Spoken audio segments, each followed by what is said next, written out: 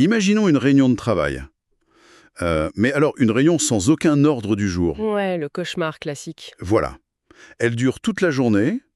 Les participants sont tirés au sort un peu au hasard. Et n'importe qui peut se lever à tout moment pour hurler une blague au beau milieu d'une phrase super importante. Ah, l'enfer absolu. C'est terrifiant, hein? Ouais, Eh bien, en fait, c'est très exactement ce qu'on fait tous les jours avec la messagerie d'entreprise. c'est clair. On a compris pas mal de chemin dernièrement dans notre exploration de l'attention, hein. On a vu comment désamorcer les emails, comment reprendre le contrôle de nos écrans et remettre à leur place ces fameux déclencheurs externes qui fragmentent nos journées. Tout à fait. Mais il reste un monstre à affronter. Et c'est peut-être le plus redoutable, le plus omniprésent en fait dans le monde du travail moderne. Je parle bien sûr de la messagerie de groupe en temps réel. Les Slack, Teams, WhatsApp et compagnie. Ouais, le monstre final, quoi. Exactement. Et cette image de la réunion sans fin, elle vient directement de nos sources. De Jason Fried, pour être précis.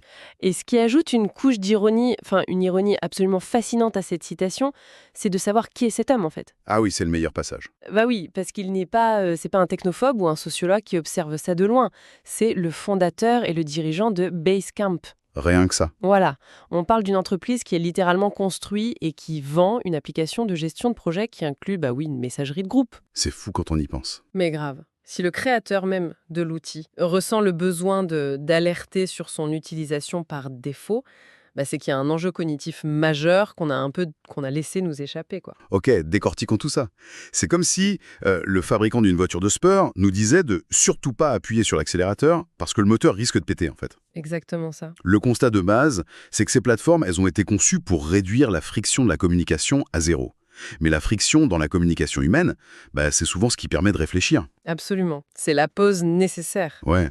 Et en la supprimant, on a créé un environnement où l'immédiateté gagne à tous les coups sur l'importance. Du coup, pourquoi ces outils, qui sont censés nous rendre incroyablement collaboratifs, finissent par nous vider de notre énergie vitale? Ce qui est fascinant ici, c'est de voir que l'explication, elle se trouve directement dans les mécanismes neurologiques de notre cerveau. C'est-à-dire? Face à l'interruption, je veux dire. Il ne s'agit pas juste de temps perdu sur la montre, hein. C'est une vraie fuite d'énergie mentale constante.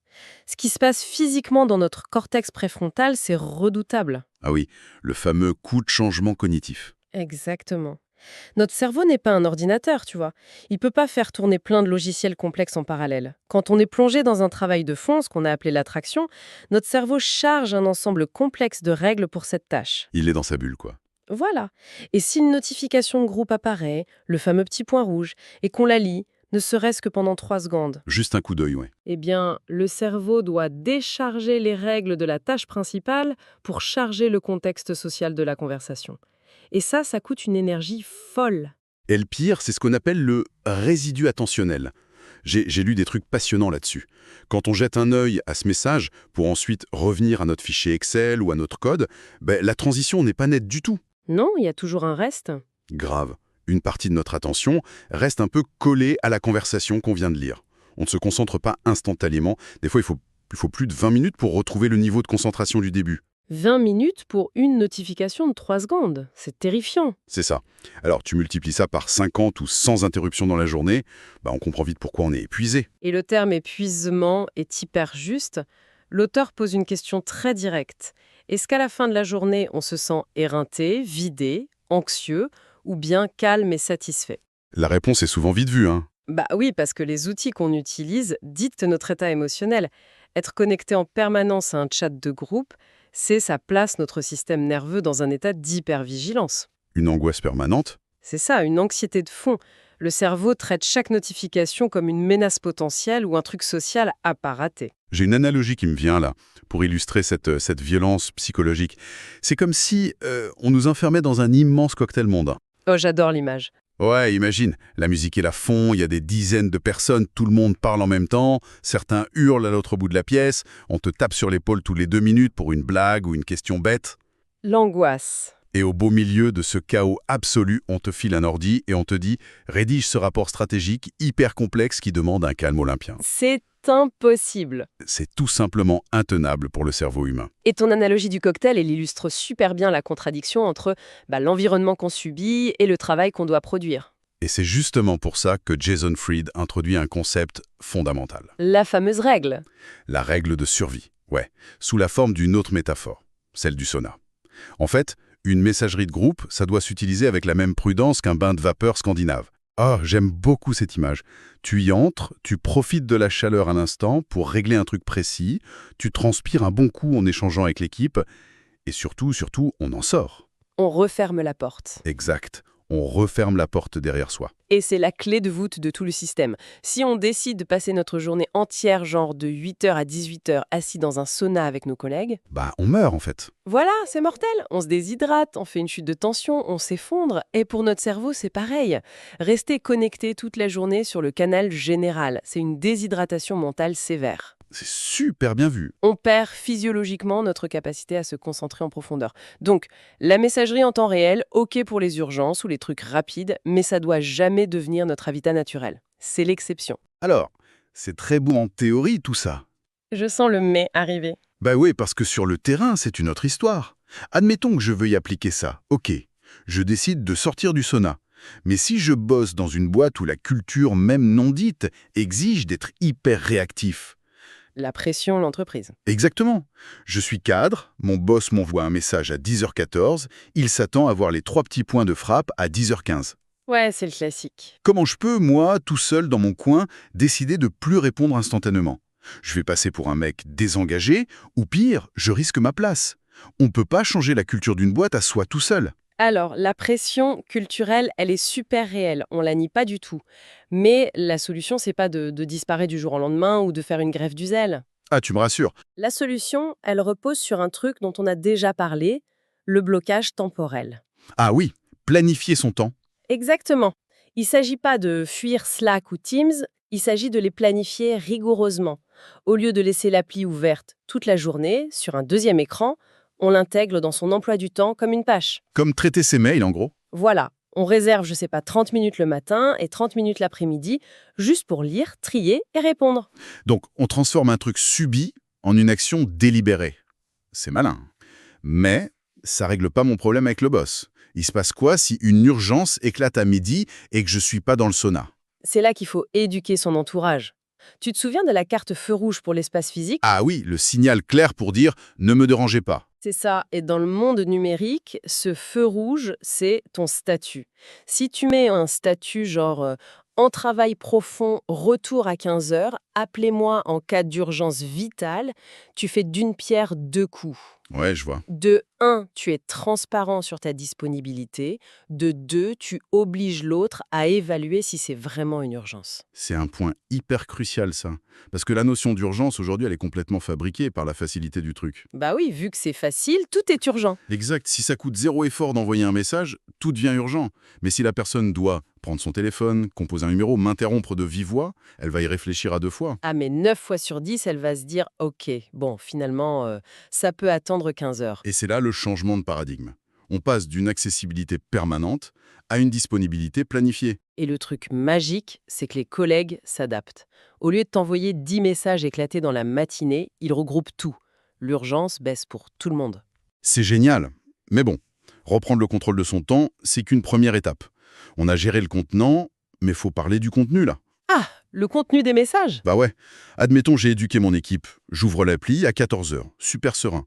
Et là, bim, je tombe sur le canal général. L'horreur. 40 personnes en train de s'étriper sur la couleur d'un bouton ou sur une stratégie complexe.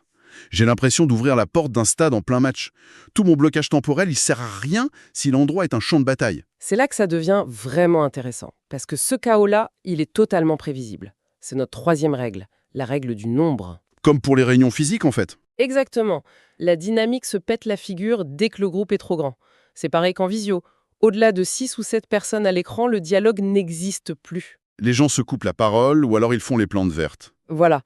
Sur un groupe large, la moindre blague crée 15 réactions, la moindre question simple part dans tous les sens. C'est la tragédie des biens communs, version numérique.